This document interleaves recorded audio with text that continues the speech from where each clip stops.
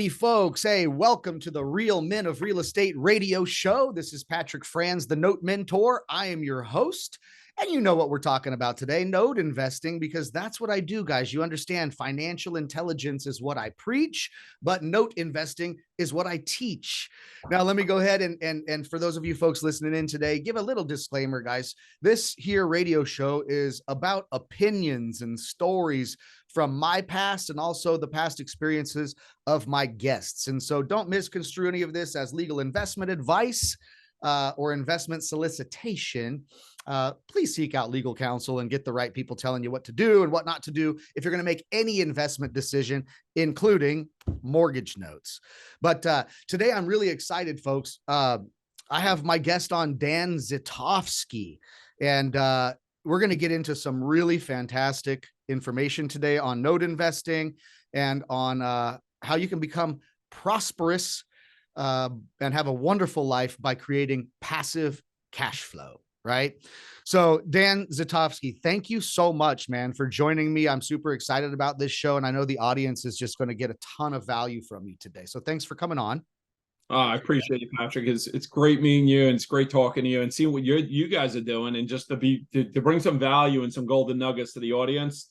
And that's how we live abundantly and just live life at that higher purpose, helping other people do what we do over all these years. So it's a pleasure being on here, man. Yeah. And, it's a pleasure just being able to link up with guys like you, right? I mean, doing this stuff for 25, 30 years, and you've done everything there is to do practically in investing, from owning rentals to flipping houses. And we're going to get into all that, right? And get into the story of Dan, which I know all you listeners are just going to absolutely appreciate. So if you were thinking of doing something else, folks, don't go anywhere. You're going to want to listen to this and listen to Dan's story. But Dan, if there's anybody that could help explain to the audience, what note investing is and why it's a cool thing. Most people don't even know that you can own someone's mortgage. They don't understand that when we talk about a note, we mean a note is a promissory note, right? That somebody fills out a promissory note, and that spells out their promise to repay a loan to the lender who lent them money so that they could buy a physical piece of real estate, right?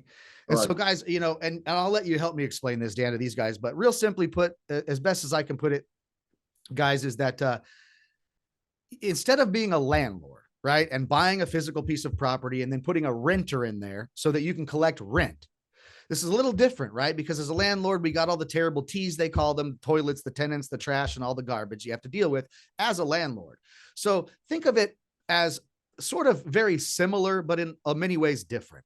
Instead of buying a rental house and putting a renter in there and collecting rent, we're actually buying a mortgage note, a promissory note, and we're going to be collecting monthly cash flow from that piece of real estate without actually owning the physical piece of real estate. So Dan, can you help me explain a little bit more about that, maybe in an understandable manner for these folks? What's a mortgage note? Why are they really awesome investments that people should take a look at? Sure. And you did, Pat, you did that was truly an amazing job explaining it. I don't know if I could do better myself, but let me just, get on top of what you said with that. So essentially I told it like this, you're either a landlord when you own a rental, or I call it either a lien lord or a loan lord, right? So you just have to lien. So I break it down. I asked people this one question. I said, do you have a mortgage? Do you on your house? And yes or no. And they told me yes or no. I said, who's the mortgage with? And I'll get the Wells Fargo's, the Chase, the Bank of America's. And I said, well, let me ask you something. When your toilet bowl stuffs up and it overflows, do you call Bank of America and say, Bank of America, I'm not going to pay you because my toilet bowl is not working? They don't care. And not that we don't care, but we're not there. We don't own the house. So the difference is we do not own the house. Bank of America does not own your house. You own your house. They own the mortgage that secures your property. If you don't pay them, that mortgage allows them to foreclose and then take the property and sell it in the open market. So in all the caveats of real estate investing, I always go through where people generally will start. It's not for everybody, but people generally will start here. They'll become a wholesaler because it's the easiest point of entry, less risk, right? Then they turn around and they say, oh, wow, well, these people I'm wholesaling my property to, which just means you're assigning your contract, right? They're turning around and fixing those properties and flipping it. Those TV shows, fix and flip, they're making all the money fix and flipping. And you're like, well, I'm tired of fix and flipping, so I want to build a rental portfolio. So you start with, then you go to rentals, whether it's single family, multifamilies, hotels, shopping centers, whatever it might be, you become a landlord, you're a rental. And then you get to the point where you talk about passive income, and that's not really passive income, right? I've owned them all. It's not passive income. It's great income. There's nothing wrong with it. And I still own a pretty good rental portfolio, but it's not passive income. The only way to truly have passive income in life, the only way is to become the bank. So think about it, to become the bank. So I could care less. I don't know what happens with your tenants. I don't know what happens with your property. Doesn't matter to me. That payment comes in every single month. And if it doesn't come in, the only thing I have to do is my attorney goes in there and he starts legal action. I literally do not have to do anything myself, right? So to be the bank. So that's the note investor, right? So you're investing in a promissory note. Like you said, you broke it down perfect, Patrick. It's a promissory note. So the two documents that most people see is a promissory note, which is a breakdown. This is our agreement. This is what I'm going to pay, how much I'm going to pay, how often I'm going to pay, what the payment is, what the rate is, right? What happens if you don't pay? The mortgage, where people get confused, is the document that is recorded against the property that if you don't pay, they actually can foreclose on you. Okay. So we're investing in the paper. I call it the paper, not the bricks. People that own the property own the bricks. We own the paper behind it. And between what I just told them, what you told them, Patrick, I mean, I think we simplified as much as possible. Yeah. And I like living that passive life, the true prosperous life. So I can do my business wherever I want, whenever I want, and be with whoever I want and travel the world, because it doesn't matter where I am. I own the paper. People are making payments to my servicing company. My servicing company, ACH, is my account.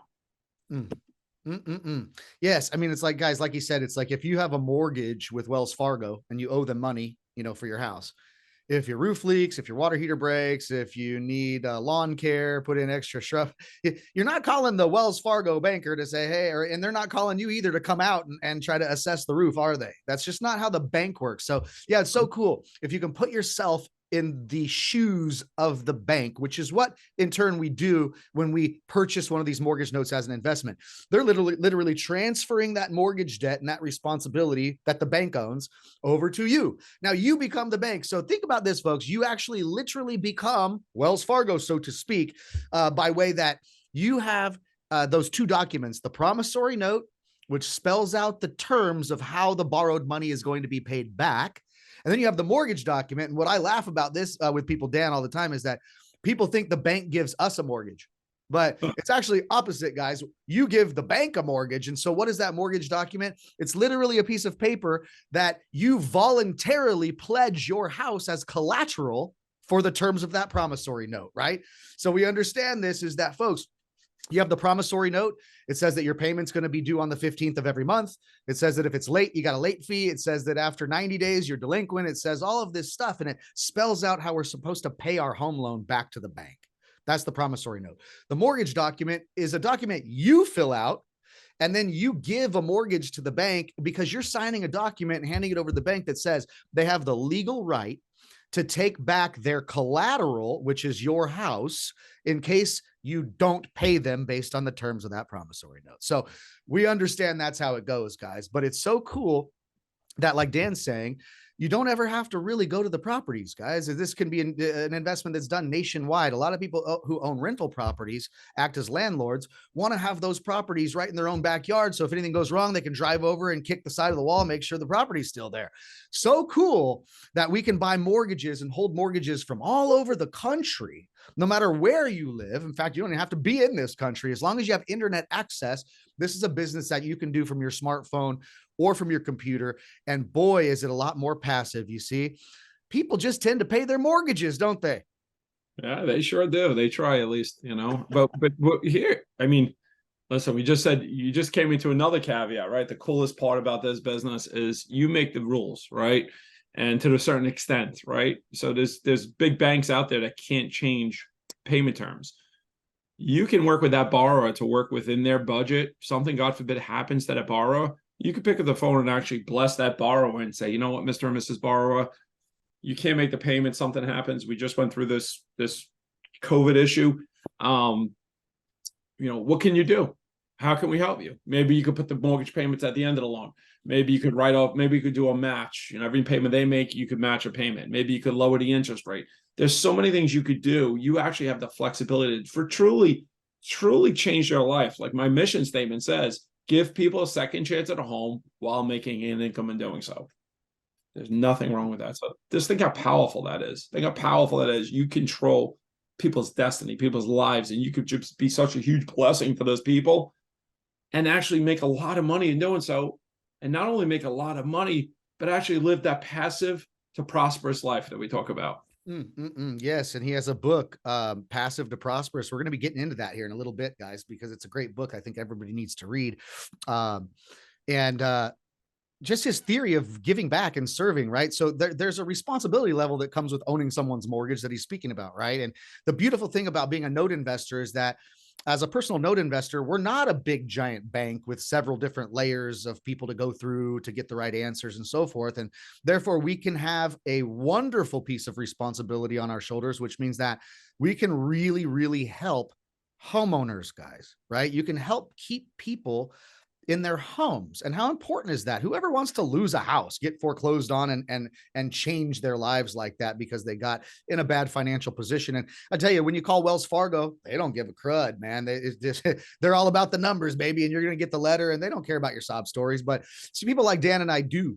You know, if you're a real person and you're ethical, you're dealing with people's lives here. You own their mortgage. And so there's so many different things that we can do as private investors that a bank won't do, meaning that we can bend over backwards to really help people and be extraordinarily ethical and not only get rewarded financially, folks, in this business, very passive financial reward in this business, but also, man, you're helping real people, real homeowners around the country, whereas maybe Wells Fargo would have sloughed them off and just moved forward on some certain things that would have been really bad for that homeowner. And we can take a different route because we have the power and the control in the bank's shoes. Folks, we're going to be right back, take our first commercial break here, but we'll be back with more of Dan Zitofsky, the author of Passive to Prosperous. Don't go anywhere. We'll be right back.